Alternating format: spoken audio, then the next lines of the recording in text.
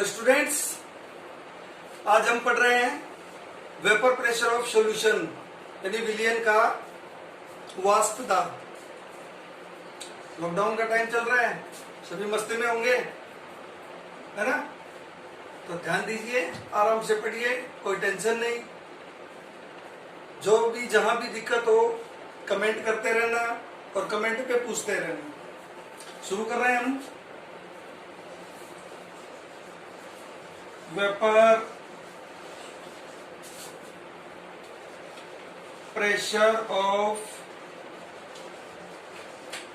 Solution, हाँ, हिंदी और English दोनों मीडियम के लिए ही है। यानी विलियन का वाष्प दाब।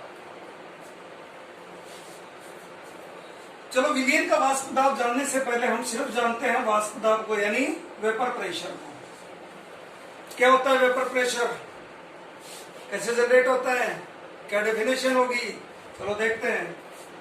एक हम कोई कंटेनर ले लें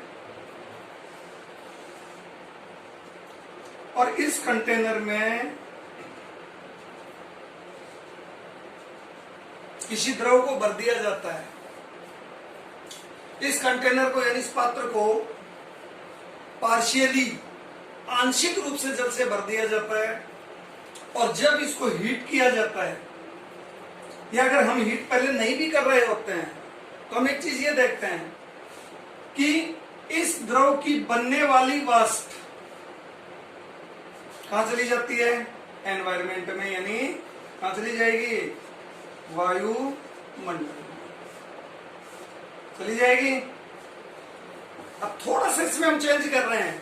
यदि इसी पात्र को या इस कंटेनर को यदि हम क्लोज कर दें, इसको बंद कर दें, तो क्या होगा, बनने वाली वाष्प यानी जो वेपर यहां पर इसमें बन रही होती है, ये सबसे पहले इस वैकेंट पैलेस को फिल कर देती है, यानी इसको भर लेती है।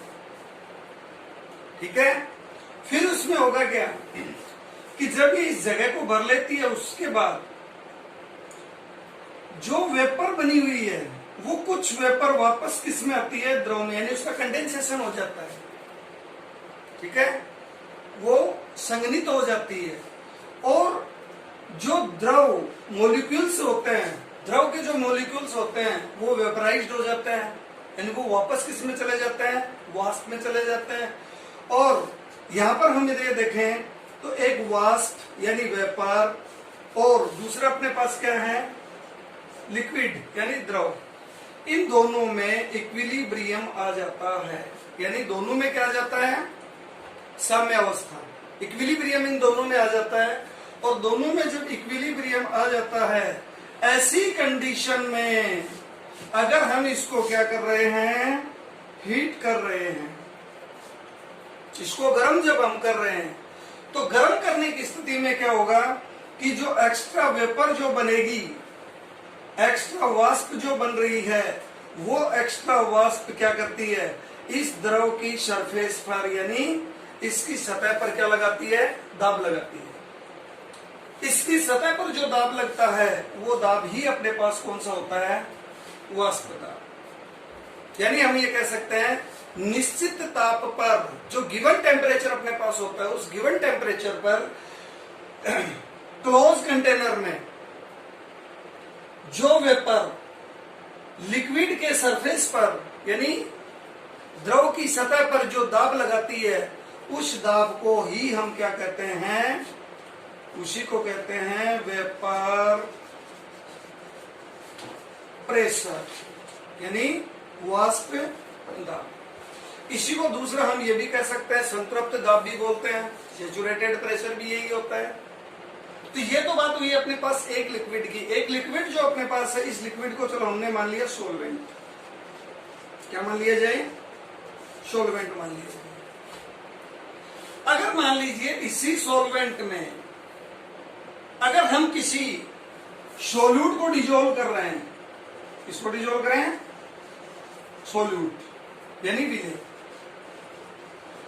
जब इसके अंदर हम सोल्यूट को विलय कर देते हैं तो सोल्यूट अपने पास दो टाइप के यहाँ पर होते हैं, एक वोलेटाइल होता है, एक नॉन वोलेटाइल होता है, यानी एक वाष्पशील और एक अवाष्पशील, यानी दो टाइप के अपने पास होते हैं। अगर मान लीजिए हम यहाँ पर सोल्यूट अगर सॉलिड स्टेट में ले लें यानी ठोस अवस्था में अगर ले लें तो अपने पास कौन सा होगा, वो नॉन वोलेटाइल होगा, नॉन वोलेटाइल, यानी इसकी वाष्प नहीं बनती, अवाष्पशील ये होता है। अगर यहां पर हम दूसरा लें तो किसको ले लें, लिक्विड को। अगर लिक्विड को ले लिया जाता है तो वो अपने पास कौन सा होता है, वोलेटाइल, कौन सा जाता है, वोलेटाइल। अब दोनों ही टाइप के अपने पास सोल्यूट हो सकते हैं और दोनों ही टाइप के जो सोल्यूट लें उनको अगर हम इस सॉल्वेंट में यदि डिजोल्व कर दें तो डिजोल्व करने के बाद हम इस चीज को देखेंगे कि इस सॉल्यूशन का, क्योंकि जब हमने सॉल्वेंट में अगर सोल्यूट को डिजोल्व कर दिया तो क्या बन गया अपने पास, सॉल्यूशन। जब ये सॉल्यूशन बन जाता है तो सॉल्यूशन का वेपर प्रेशर यानी उसका वाष्प दाब घटेगा या बढ़ेगा। ये डिपेंड किसके ऊपर कर रहा है, ये डिपेंड कर रहा है कि जो सोल्यूट हमने लिया वो किस प्रकार का लिया है। अगर हम नॉन वोलेटाइल यानी अवाष्पशील विलय अगर लेते हैं तो अवाष्पशील विलय लेने की कंडीशन में वाष्प दाब सदैव डिक्रीज होता है यानी घटता है।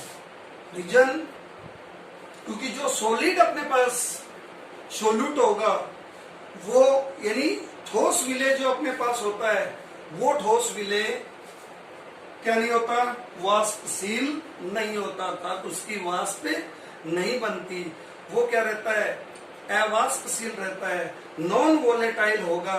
और नॉन वोलेटाइल होने की कंडीशन में यहाँ पर बनने वाली जो वेपर है वो भी क्या हो जाएगी, कम।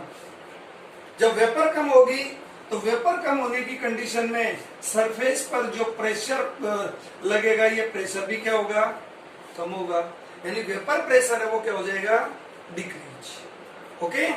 अगर यहाँ पर हम लिक्विड ले लेते हैं तो हमें पता है कि लिक्विड कैसा होता है, वोलेटाइल, यानी इसकी कुल मिलाकर क्या बनती है, वाष्प बनती है। अब यहाँ पर वाष्प दो हो गई, एक सोल्यूट की भी हो गई, एक सोलवेंट की भी हो गई। अब ये भी यहाँ पर क्या बनाएगा, वेपर बनाएगा। जो सोल्यूट इसमें हमने डिजोल्व किया है वो भी क्या बना रहा है, वो भी क्या बना रहा है, वो भी वेपर बना रहा है। जब दोनों की वेपर बनेगी तो जो वेपर प्रेशर है वो वेपर प्रेशर क्या होगा, इंक्रीज होगा यानी ज्यादा होगा। तो ये चीज ध्यान रखनी है अपने को। कौन कौन सी, अगर नॉन वोलेटाइल यानी अवाष्पशील विलय अगर ले लिया जाता है तो विलयन का वाष्प दाब घटेगा। यदि वाष्पशील द्रव लिया जाता है तो विलयन का वाष्प दाब बढ़ता है, अर्थात विलयन का वाष्प दाब शुद्ध विलायक के वाष्प दाब से अधिक हो जाता है। ओके, तो इतना थोड़ा ध्यान दीजिए और नोट कीजिए इसको। हाँ, तो नेक्स्ट हम ले रहे हैं राउल्ट्स लॉ। राउल्ट्स का नियम।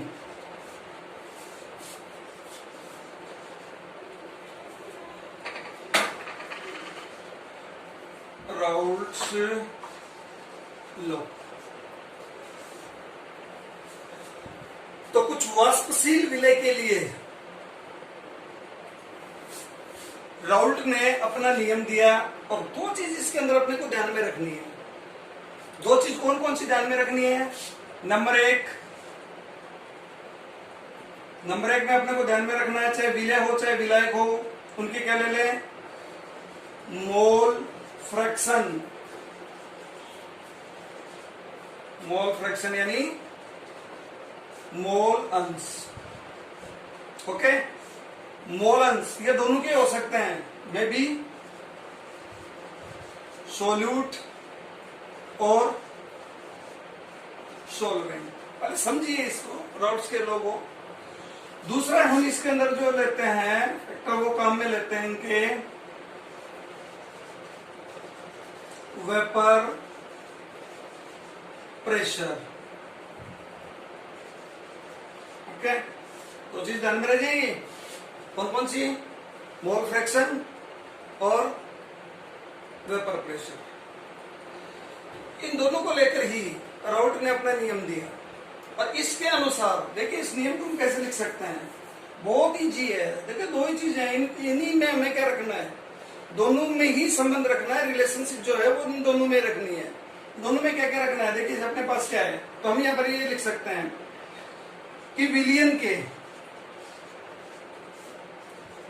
के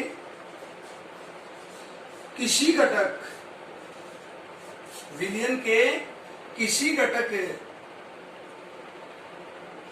के मोल अंश उस घटक के वाष्प दाब के समानुपाती होते हैं। ओके, इंग्लिश मीडियम वाले इसको कैसे लिख सकते हैं?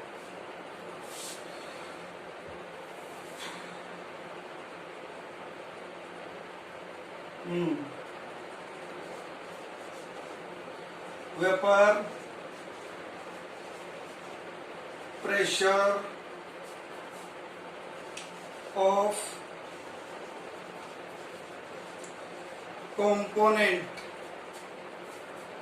component is directly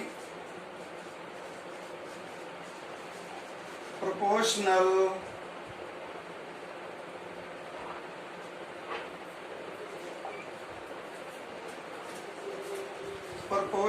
to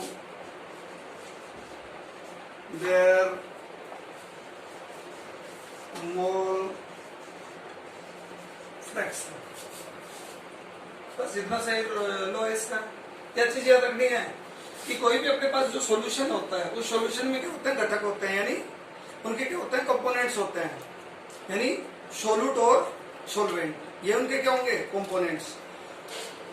और ये जो कंपोनेंट्स होते हैं, उन कंपोनेंट्स के, इन घटकों के मोलंस के, उसका जो आंशिक दाब होता है, सॉरी वाष्प दाब नहीं लेंगे यहाँ, सॉरी यहाँ पर क्या लेंगे, आंशिक दाब, सॉरी आंशिक दाब। आंशिक दाब यानी यहाँ पर हम ले सकते हैं वेपर प्रेशर की जगह क्या ले लीजिए, पार्शियल प्रेशर। क्या लेंगे इसमें, पार्शियल प्रेशर। तो जो भी अपने पास पार्शियल प्रेशर होगा, जिस भी कंपोनेंट का जो पार्शियल प्रेशर होगा, वो किसके ऊपर डिपेंड करेगा, वो डिपेंड करेगा उसके कंपोनेंट के मोल्स पर। अगर हम मोल्स कम ले लेंगे तो वेपर प्रेशर भी क्या होगा, कम होगा। अगर मोल्स ज्यादा लेंगे वेपर प्रेशर इंक्रीज हो जाएगा, बढ़ जाएगा। ओके, डी, हाँ, विलियन का वाष्प दाब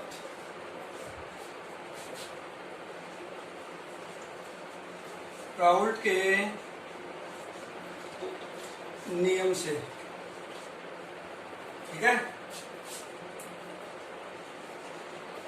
vapour pressure of solution from Raoult's law. ठीक है, मान लेते हैं फॉर ए बाइनरी सॉल्यूशन, यानी अपने पास ये कौन सा है, द्विअंगी विलियन है, द्विअंगी विलियन। कौन सा बताया था आपको, द्विअंगी विलियन। बाइनरी सॉल्यूशन कौन सा बताया था, जिसमें कितने कंपोनेंट हो, दो। कितने घटक होने चाहिए, दो घटक होने चाहिए। यानी ये अपने पास कौन सा है, बाइनरी सॉल्यूशन। अब इसमें कितने कंपोनेंट हैं, दो। दो कंपोनेंट हमने मान लिया, एक अपने पास है ए, एक क्या है, बी। अब यहाँ हम किसी को भी सॉल्यूट मान सकते हैं, किसी को भी सॉल्वेंट मान सकते हैं। ठीक है, तो देखिए इसमें अगर हम लें राउल्ट्स के नियम से अलग अलग ले लीजिए। फॉर कंपोनेंट ए क्या आएगा, पार्शियल प्रेशर यानी आंशिक दाब। क्या क्या माना इसमें, ये एंड मोल फ्रैक्शन क्या हो जाएगा, एक्स से, ठीक है ना। हाँ, एक घटक के लिए आंशिक दाब क्या होगा, पीए, और उसके मोलन्स क्या होंगे, एक्स से, ठीक है। ऐसे दूसरा ले लें। हाँ, तो चलो पहले इसी को ले लेते हैं। इसके अंदर किससे ले लें, राउल्ट्स के नियम से। क्या आएगा, P A directly proportional to X A. समझे क्यों, राउल्ट के नियम से हमने क्या पढ़ा है कि विलयन में उपस्थित किसी घटक के मोल अंश उसके आंशिक दाब के समानुपाती होते हैं। तो देखिए ये अपने पास क्या है, पार्शियल प्रेशर यानी आंशिक दाब। ये अपने पास क्या है, उसी घटक के उसी कंपोनेंट के क्या है, मोल फ्रैक्शन है। ओके, चलो इसको सोल्व कीजिए। प्रोपोर्शनल साइन को हटाएं। P A equal to P naught A into X A. P naught A यहां पर क्या है, P naught A equal to P naught A equal to होगा यहां पर vapour pressure of pure component यानी शुद्ध घटक का वाष्प दाब, ठीक है। ऐसे ही दूसरा क्या ले लें, चलो इसी में कर लेते हैं। फॉर कंपोनेंट बी, तो बी कंपोनेंट के लिए पार्शियल प्रेशर क्या होगा, पीबी, यानी उसका आंशिक दाब क्या हो जाएगा, पीबी। उसका मोल फ्रैक्शन क्या हो जाएगा, एक्सबी, ठीक है। तो राउल्ट्स लॉ से कैसे ले लेंगे इसको, यहाँ क्या आएगा, P B directly proportional to XB.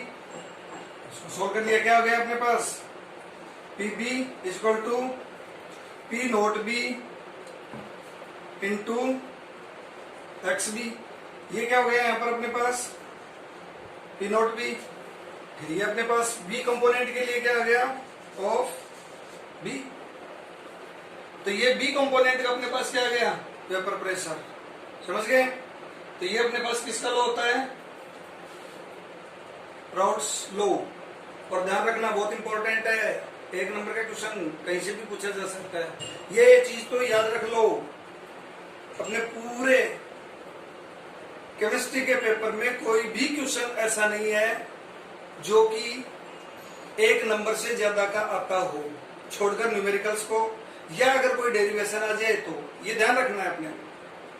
और एक नंबर का क्वेश्चन है, कहीं से भी कोई भी लाइन उठा के दी जा सकती है, कोई भी नियम यानी उसके लॉ दिए जा सकते हैं, किसी का भी अपने पास उसकी यूनिट पूछ सकते हैं, उसकी स्ट्रक्चर अपने से पूछ सकते हैं, डेफिनेशन इसकी पूछ सकते हैं।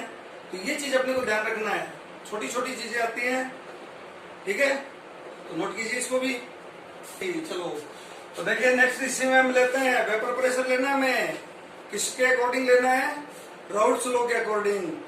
राउल्ट्स के नियम के अनुसार ही हमें क्या करना है, किसी विलयन का वाष्प दाब ज्ञात करना हो, उसको फाइंड आउट अगर हमें वेपर प्रेशर को करना है तो किस प्रकार से करेंगे। दो टाइप के अपने पास सॉल्यूशन हो सकते हैं, और उस सॉल्यूशन में भी ध्यान ये रखना है कि सोल्यूट अपने पास है, जो विलय अपने पास है वो किस प्रकार का है, अवाष्पशील है यानी नॉन वोलेटाइल है, या फिर वो वाष्पशील है यानी वोलेटाइल है। तो चलो पहले हम लेते हैं नंबर वन में।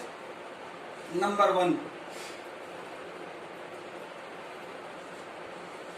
Vapour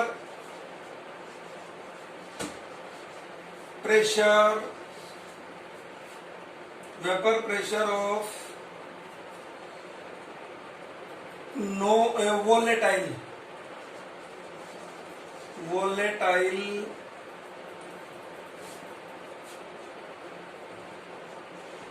volatile solution. समझिए इसको कि हम इसमें ऐसा विलयन ले रहे हैं जिसमें दोनों ही कंपोनेंट, दोनों ही घटक, मान रहे हैं ना हम ए एंड बी, ए वो भी कैसा है वोलेटाइल, बी जो कंपोनेंट है वो भी अपने पास कैसा है वोलेटाइल। ओके, अब ये अपने हम मान लेते हैं यहां पर अपने पास क्या है सॉल्वेंट है, तो ये कौन सा हो गया सोल्यूट हो गया। तो पहले तो हमें क्या करना है दोनों का वेपर प्रेशर लेना है। अब देखिए दोनों को अगर हम ऐड कर दें तो क्या बनेगा सॉल्यूशन, तो जाहिर है कि इन दोनों के वेपर प्रेशर भी क्या होंगे ऐड होंगे, और जो वेपर प्रेशर होगा, जो वाष्प दाब होगा, इन दोनों का क्या होगा योग होगा, इनका टोटल होगा, सम होगा, और जो सम होगा वो उसको हम किसके अकॉर्डिंग लेंगे डोल्टन्स पार्शियल प्रेशर लॉ के अकॉर्डिंग लेंगे। ठीक है ना, तो चलो इसको हम करते हैं डिस्क्राइब। यहां देखते हैं, यहां पर हम फर्स्ट ये ले रहे हैं, एक अपने पास कंपोनेंट कौन सा है सॉल्वेंट, कौन सा ए है, तो यहां पर फिर हम ये ले लें 4 कंपोनेंट ए। ठीक है, कंपोनेंट ए, कंपोनेंट ए के लिए हम किसको अप्लाई कर रहे हैं यहां पर राउल्ट्स लॉ को, तो ले लेते हैं यहां पर P A proportional to X A, question number first हो गया। चलो आगे लेते हैं, इसको आगे ले लेते हैं, कोई दिक्कत नहीं है। यहां ले लेते हैं पी ए, बताया था आपको, equal to P naught A X A, कितना हो गया क्वेश्चन नंबर फर्स्ट। दूसरा जो राउट्स लो ले रहे हैं किसके लिए ले रहे हैं फॉर कंपोनेंट बी, तो बी के लिए हम क्या मान रहे हैं P B proportional to X B P B P naught B into X B. Question number कितना हो गया 2।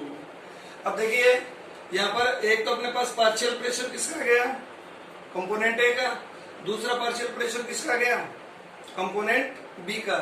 अब हमें किसका लेना है वेपर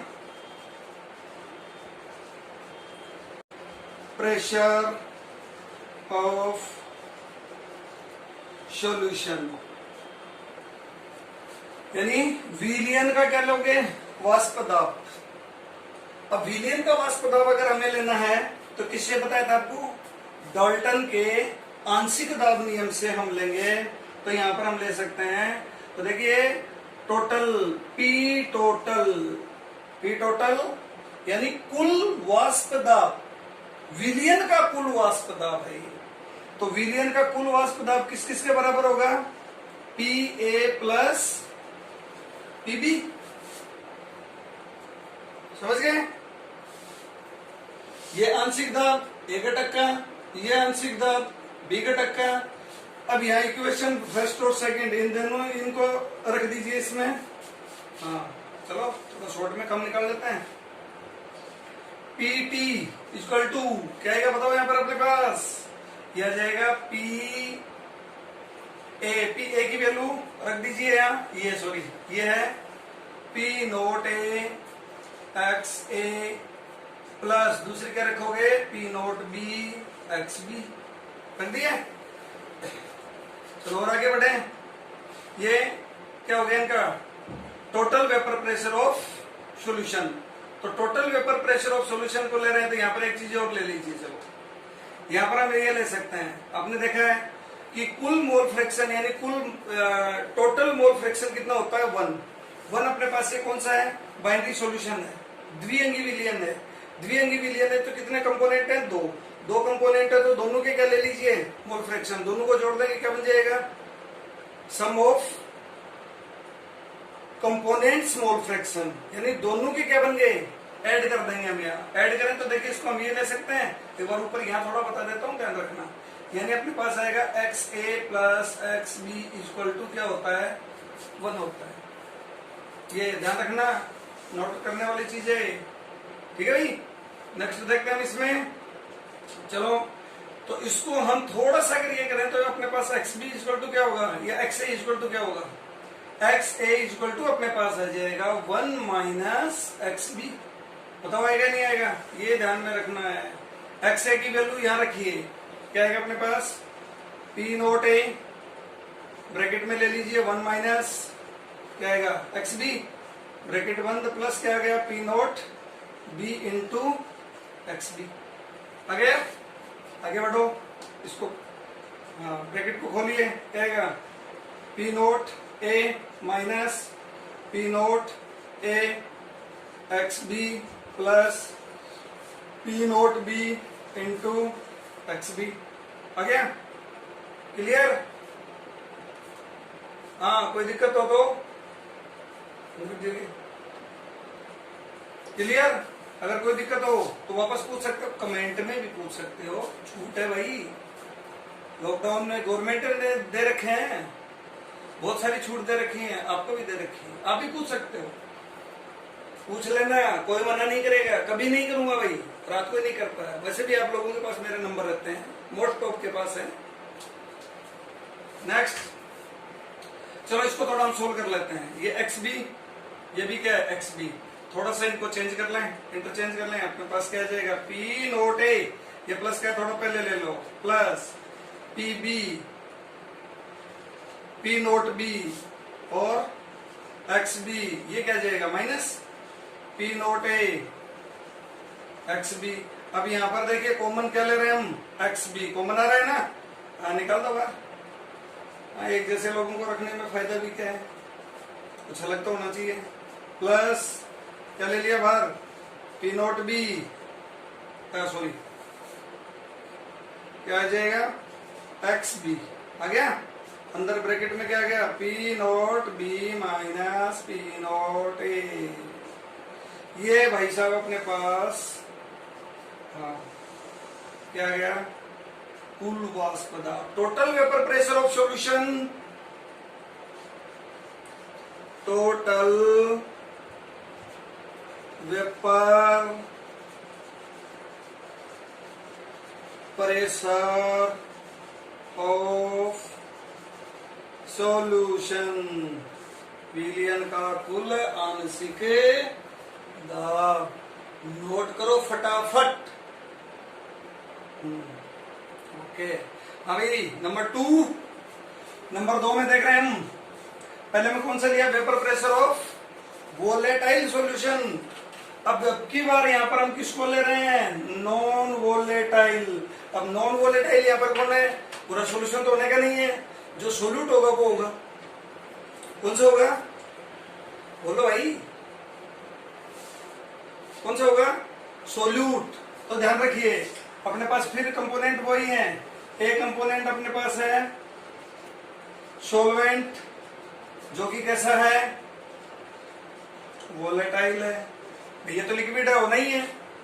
नंबर 2 बी, ये अपने पास क्या है सोल्यूट, और ये जो सोल्यूट अब की बार अपने पास कौन सी फॉर्म में है, सॉलिड में। सॉलिड में इसका मतलब निश्चित रूप से कौन सा हो गया, नॉन वोलेटाइल, समझ गए। अब इसका भी हमें क्या लेना है, वेपर प्रेशर।